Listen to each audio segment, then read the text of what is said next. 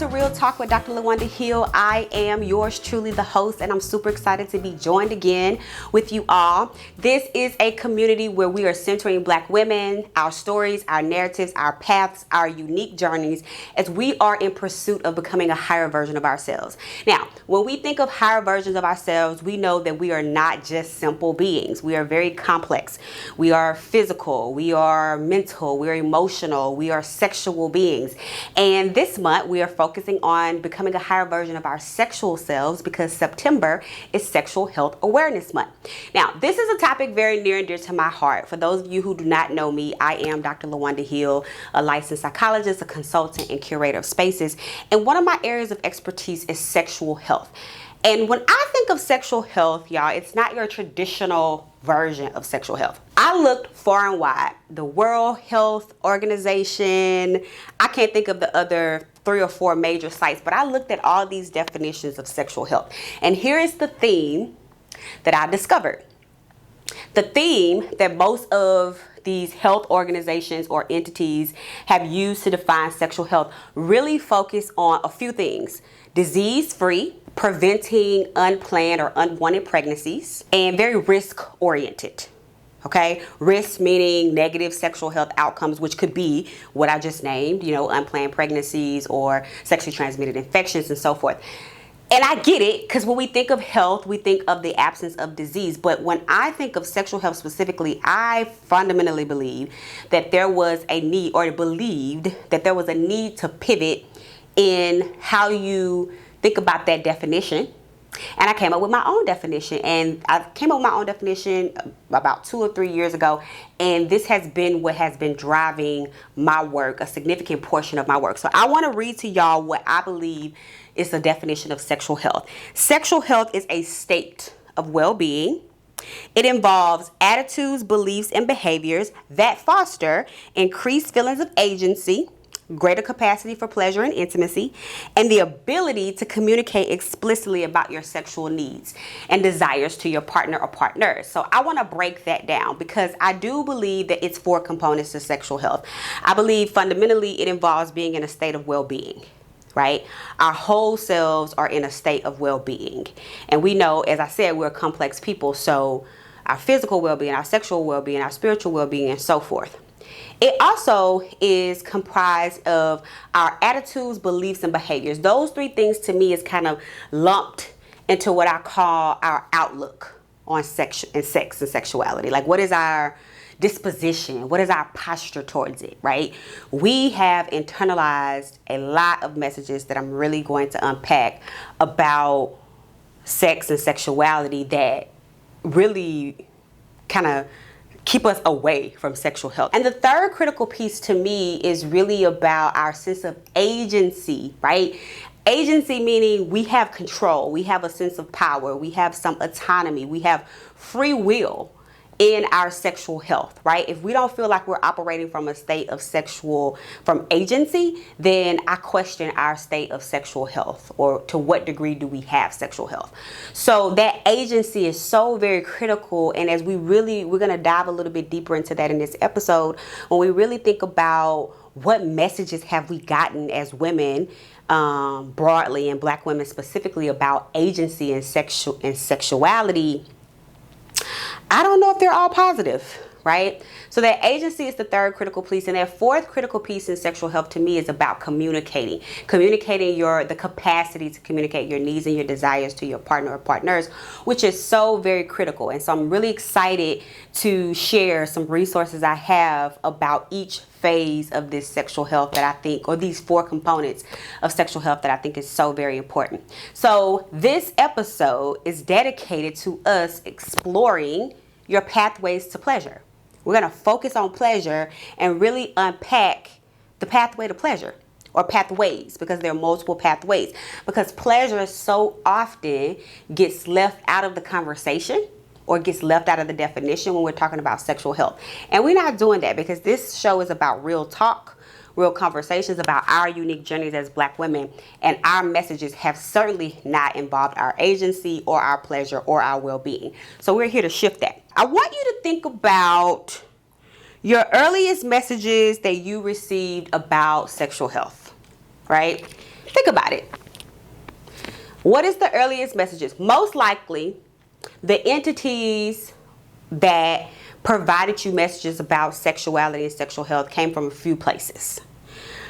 Either the education system, which by and large, education systems teach a abstinence-only program, which they encourage abstinence. And if they do teach what we call a comprehensive sexuality program, it is about abstinence, but also how to prevent unwanted health outcomes, which is still focused on risk.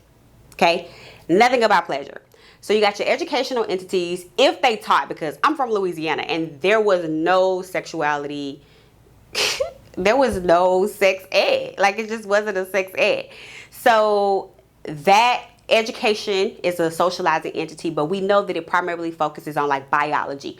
What does your body do? What is it, in terms of procreation and diseases and so forth? And it's kind of it's risk oriented. Or we got them from religious institutions, right?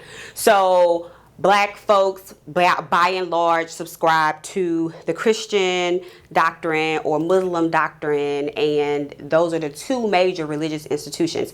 And those institutions have messages that are very oppressive, very repressive, and very sexist as it relates to women and their sexuality. So what's the message, y'all?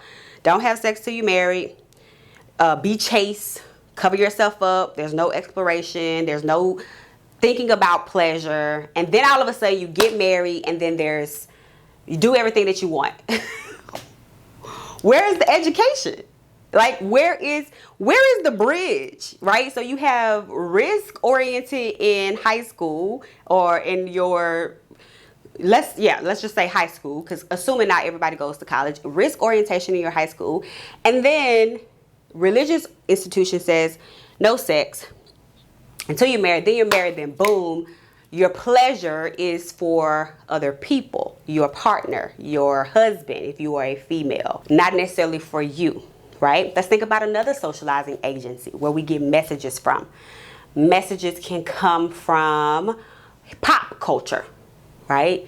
What is it that we're getting from pop culture, hip hop, R&B, media, television, movies about sexual health, right? It really focuses on like orgasms. It's very orgasm focused, but not necessarily how you get there. Like, what's the roadmap? What's the pathway? Other major entities that socializes are our parents, right? So depending on how sex positive your parent is, which means kind of framing sex and sexuality from a positive place, a pleasure focused place, an agency oriented place, then you may get some powerful messages. But really think about those four major agencies or major entities and how they've been, the messages you've gotten. Okay, here's the way socialization works, specifically sexual socialization. Okay, so I know I'm throwing out some terms, but I want us to have a fundamental understanding, because this is so very important to cover the groundwork before we take a deeper dive to explore our pathways to pleasure. So the way sexual socialization works is that there are all of these messages all the time, all around you. Explicit, implicit, verbal, non-verbal, coming at you all the time. Boop, there's one message. Oh, be chaste. Oh, no pleasure. Oh, you sex leads to disease. Oh, you unplanned pregnancies. All these messages coming at you from multiple sources, coming from the church, coming from the media, coming from your parents, coming from your friends, coming from religious institutions. All of these messages about sex and sexuality come to us. That's how socialization works. And we do what we call internalize it. And when we internalize it, it turns into our beliefs.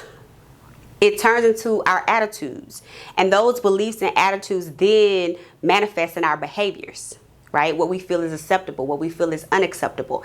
And before you know it, we're walking around with what we call these sexual scripts that don't even belong to us, that most likely are risk-oriented, most likely are not agency-oriented, most likely outwardly focuses on other people's pleasure, and then it becomes ours, our script.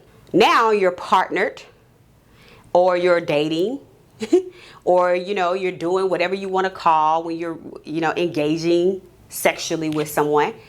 And what do you think those messages are? They're there, they're stored. And what messages have you internalized around pleasure, around exploring pleasure. A lot of times it's kind of like things that we've kind of picked up and learned along the way, but it's not anything that we have been positively socialized around. And that's what we're going to change over here at Real Talk with Dr. LaWanda Hill. So I wanted to start with the messages that we receive really shape how we think about our sexual health. Because if I said sexual health right now, the chances are high that many of you listening are not really thinking about, oh, that is my capacity for pleasure. That involves my capacity for pleasure. That involves my agency. That involves how I communicate those things with my partner. Many of you are not thinking that because those aren't the messages that you have. So we want to have a different version, right? So our version of sexual health over here on Real Talk with Dr. LaWanda Hill involves pleasure. And there are many, many pathways to pleasure. I think of pleasure as this complex atlas, right? Or map, if you will. And it has all these different intersections and all these different routes that you can take that can take you to a given destination. And that destination is pleasure. So there's so many different routes you can take, but in taking all those routes, you're going to get to pleasure. So to understand our multiple pathways to pleasure, we have to understand how are we aroused? What excites us? What turns us off?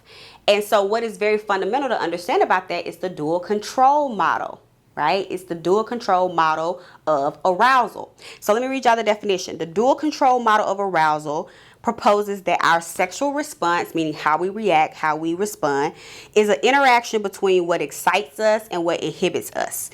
And we all vary in our capacity for what excites us and our capacity for what inhibits us. And critical to that arousal is understanding.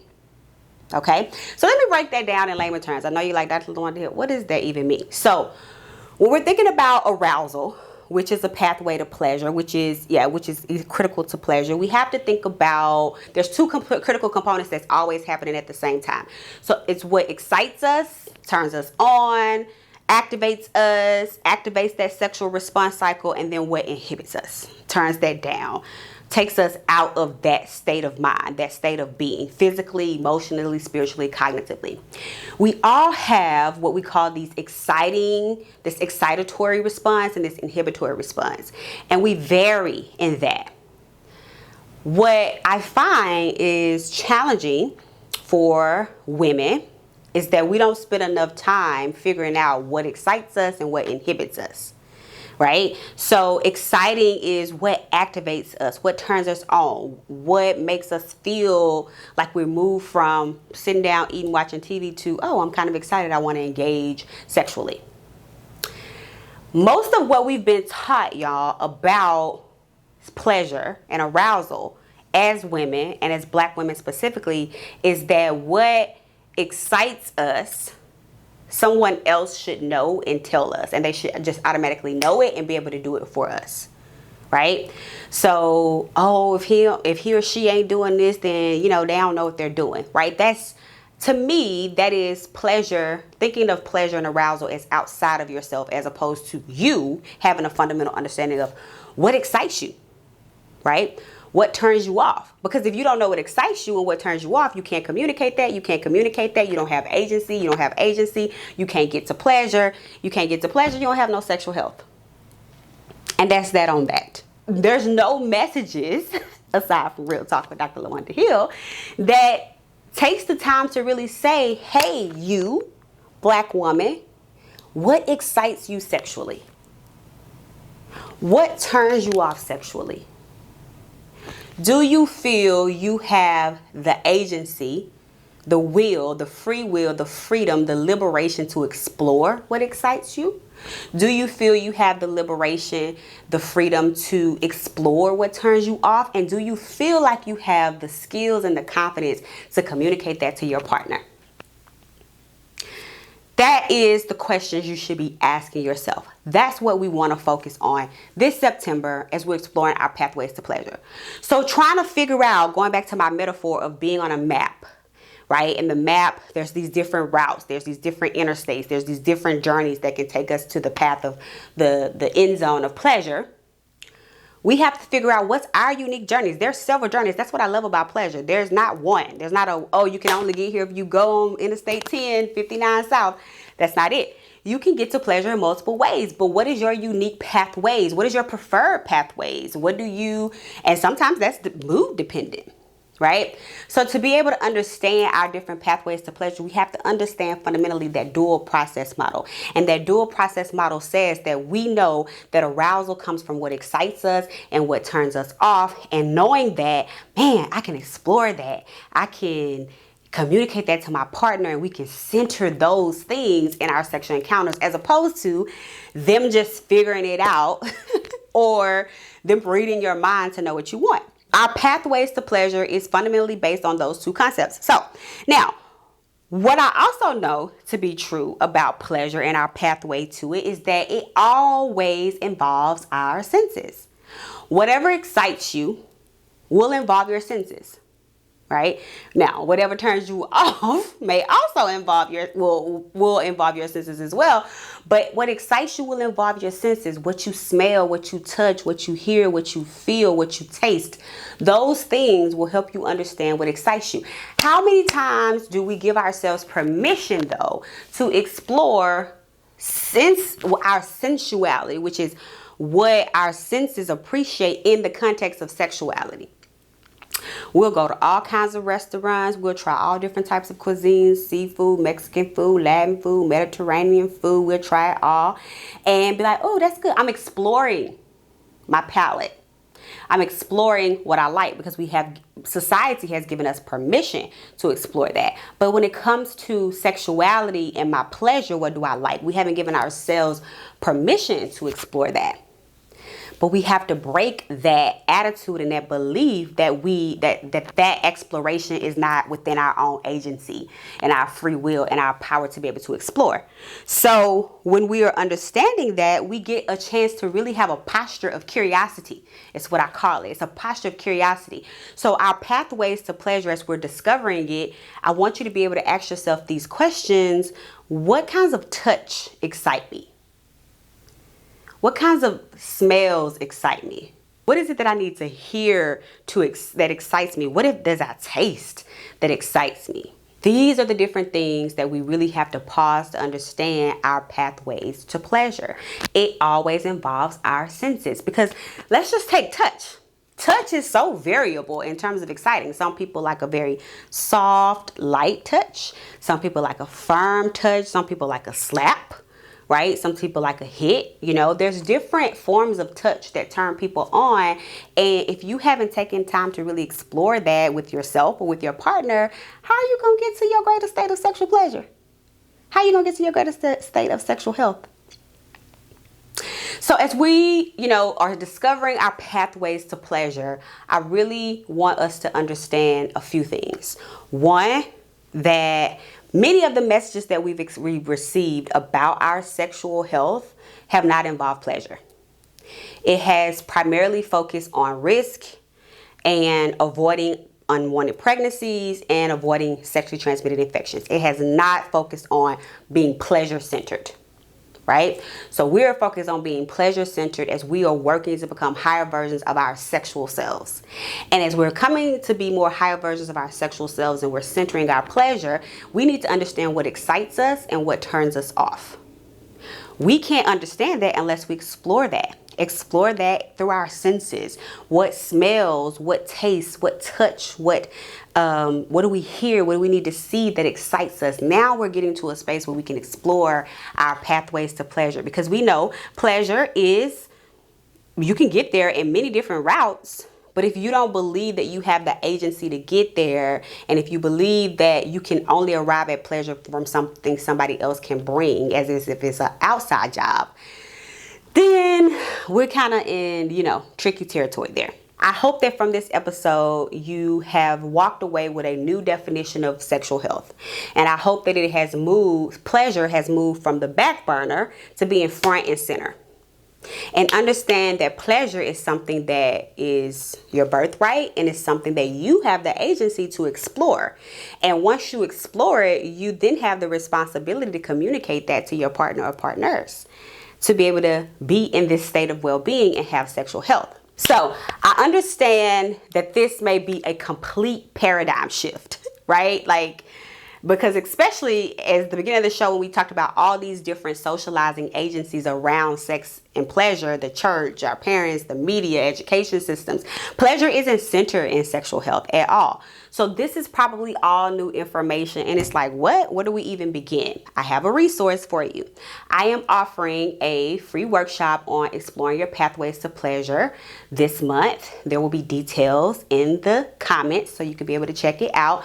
To be able to benefit, all you have to do is be subscribed to my website, which is www.drlawandahill.com. Now, there are limited seats, so I cannot accompany everybody, but we do have a limited amount of seats because I realize that this is a shift in information, so we got to take a deeper dive into it. I am also, as a second resource, I have thoughtfully curated these self-pleasure packages, which helps women to really explore through their senses, right? Really take a chance to really explore what they like, what they appreciate. This self-pleasure package has been a hit. I've been giving them away to people who have been subscribed to my website and tuning into the show, and it engages all the senses. So there's something in there that engages you visually, that engages you audibly, that engages you through touch, that engages you through smell. There's nothing in there that engages you through taste yet, but it is a thoughtfully curated self-pleasure package that helps you pause and gives you permission to explore what pleases you, right? So we are all about increasing sexual health during Sexual Health Awareness Month, and we're doing that through the pathway of pleasure, which we know hasn't been centered, but we're changing that here. So if you have enjoyed this episode, I encourage you to do two things. Go ahead, subscribe to Real Talk with Dr. LaWanda Hill, and then go on over to my website, www.drlawandahill.com, and subscribe, because people who are subscribed get access to our resources, our workshops, our courses that we offer that help women who are on their version of becoming a higher version of themselves. So thank you all for joining me. It has been an amazing conversation to really dive into a definition of sexual health that really encompasses pleasure, and to really take a step back and think about, wow, what messages have we gotten that really center pleasure, and begin to undo that. I believe that all of those attitudes, all of those beliefs, all those messages that we have, although they're lingering with us and they guide us, the brain is what we call neuroplastic. So it has the capacity to form new associations and new insights and move in different ways. So all is not lost. We're going to redefine sexual health in a way that is pleasure focused. And so I am excited. Thank you all for joining me. I hope you'll go ahead and subscribe to the website, and I'll see y'all next time.